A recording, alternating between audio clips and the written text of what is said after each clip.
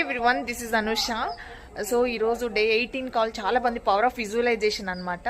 నేను before marriage చదువుకునే రోజుల్లో నేను విజువలైజ్ చేస్తున్నాను, నేను పల్లెటూరులోనే ఉండాలి, పల్లెటూరులో ఉండే అబ్బాయిని పెళ్లి చేసుకోవాలి అని చెప్పి.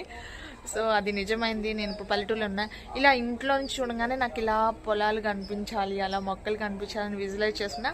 నేను ఇప్పుడు ఆ ఇంట్లో ఉన్నా. బట్ అప్పుడు విజువలైజేషన్ నిజమవుద్దని నాకు తెలియదు. బట్ ఇప్పుడు విజువలైజేషన్ గురించి చెప్పారు. నేను ఇప్పుడు ఇంకా ఫ్యూచర్లో ఎట్లా ఉండాలి అనేది నేను విజువలైజ్ చేసుకుంటాను అనమాట.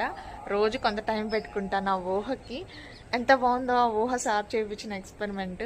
So thank you so much Murthy sir. And మీరు చెప్పిన లీడర్షిప్ విజ్డమ్ బుక్ అనమాట, రాబిన్ శర్మ, అది చదువుతున్నాం. దానిలో నిజంగానే పీటర్కి అండ్ జూలియన్కి మధ్య సిచ్యువేషన్స్ చాలా బాగుంటాయి.